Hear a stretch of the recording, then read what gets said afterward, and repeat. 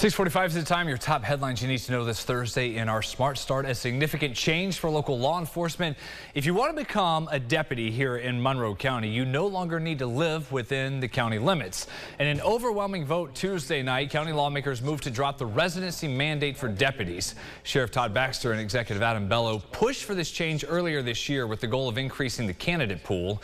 While it did pass, some county lawmakers voiced hesitancy about letting this go beyond deputy level jobs. To a closer look at the Rochester Board of Education approving RCSD's new spending plan. The new budget for the new school year is worth more than $1 billion, an increase of more than 4% over last year's budget, with a focus on student mental health and expanding food access for families. The Teachers Association president for the union, Adam Urbanski, tells News 8 this year's spending plan is a step in the right direction, but notes future budgets will have to take into account a drop in enrollment, which will likely lead to cuts. An exciting time for seniors graduating from Rochester as they celebrate Decision Day. From universities in our area to colleges all over the country, these students are preparing to kick off their next journey. RCSD organized a send-off celebration for these seniors yesterday. Alumni were also there on hand offering advice for college. We spoke with a few seniors about what they are most excited for. I want to study biology. I want to go to the pre-med field, study medicine, because I want to go and become an anesthesiologist. Maybe I'll meet people that will help me in my future when I become an engineer. Maybe I'll meet people that want to study the same, because in my school, I'm the only person that want to study engineering. Congrats to all those students preparing to graduate. From all of us here at News 8. In other headlines we're following, RPD is investigating after officers say a man tried selling marijuana to a group of students outside school number 50. Police say the students were offended by the offer and started fighting with the man, arguing. That's when they say the man opened his jacket, revealing what appeared to be a gun. The kids left the scene shortly after and reported it. School leaders, no one was injured. The Biden administration today starts a new policy of denying asylum to migrants arriving at the border with Mexico. That's without first applying online or seeking protection in a country they are passing through. The new rules come as the pandemic policy from the past couple of years, known as Title 42, expires. That gave border authorities broad room to quickly expel migrants to Mexico going back to early 2020. To Lake Ontario, with water levels top of mind for many families there on the shoreline, the Greasetown supervisor gave an update on what is to come over the next few weeks and any concerns about flooding. Jatira Marsh is live in Greece with the story this morning. Jatira.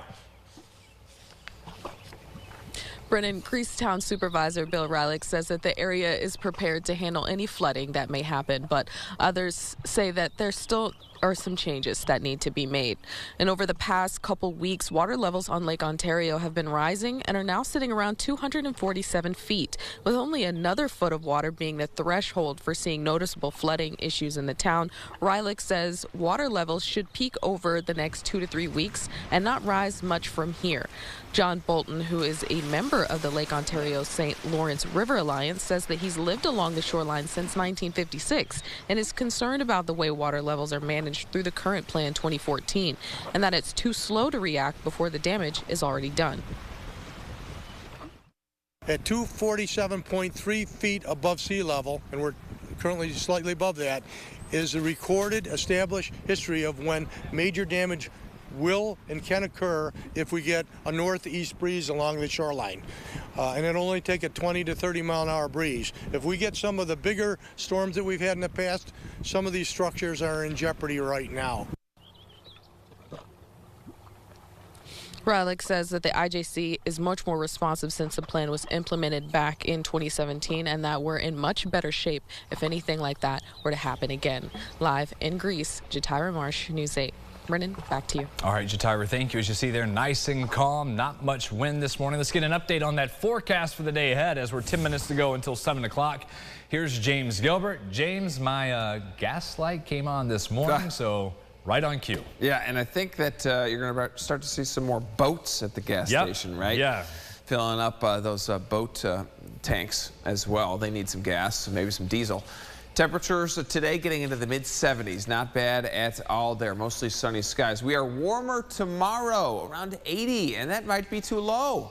Some spots might get to 81, 82, maybe even 83 as we get through the afternoon as warmer air surges into the area. Doesn't last long, though. We come back down as we get into Saturday into the 70s there. And we'll take a look at Mother's Day as well as most of next week at the end of the show. Brennan? All right, thank you, James. Sunrise traffic right now at 6:51. No accidents or congestion popping up on the map.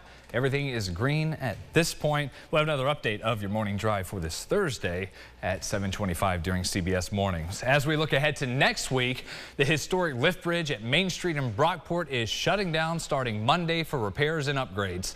Those should take around a year and a half, 18 months to complete. The DOT says it is to enhance safety, but Main Street businesses just getting their footing after the pandemic are left trying to figure out how to keep the customers and money rolling in. And make sure that we are out there and visible so that people know we're still here, we're open. It's going to be tough. It's going to be a learning curve for everyone. This doesn't mean the village won't be accessible. A detour will get traffic around onto Route 31 Redmond Road and to Route 31 West Avenue, again lasting 18 months. Happening later today, our very own meteorologist Liam Healy is going up high, rappelling down 21 stories of the Kodak building. Tomorrow is officially the day for the volunteers and scouts to do this, rappelling 240 feet. The event raises money to sponsor young scouts, and over the years, more than $1 million has been brought in and invested in urban scouting programs. Want to let you know, join us to catch Liam live going down the side of the building. That'll be tonight, News 8 at 5. For the first time ever, the PGA Championship is going to have sign language interpreters on site. RIT's National Technical Institute for the Deaf is providing 20 interpreters for the major next week at Oak Hill. They'll be wearing special shirts to make them more recognizable, and they'll be out there during the championship 7 to 7 each day. We are known around the country as being deaf-friendly. We are known as Sign City. We are known for our access to the theater, the arts, and now the sports with the PGA. They will help us navigate the course. They will help at information booths.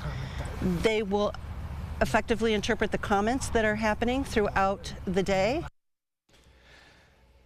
As for hospitality, we know most of the hotels are booked up, rooms all but gone at this point, with hundreds of thousands coming to town. Hotel officials say they do remain at the ready to deal with this, a huge boost for them. Meantime, we're getting our first glimpse at the 50,000 square foot merchandise store at Oak Hill. Fully stocked with all the gear you could dream of, the hats, the polos, the t-shirts, the towels, and more. More than 1,200 items there. If you're super excited to get your hands on something in particular, they suggest going to the pre-sale event happening this weekend. How about those straw hats there? It is open to the general public, does not require a championship ticket.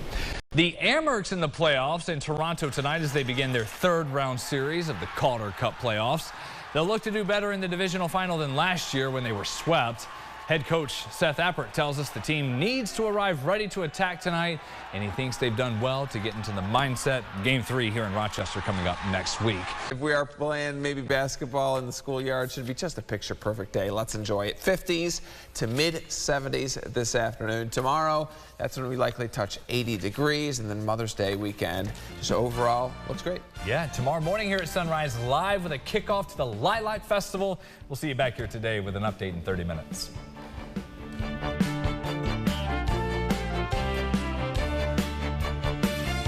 Follow News 8 wherever you are on RochesterFirst.com, Facebook, Twitter, and on our app for news and weather.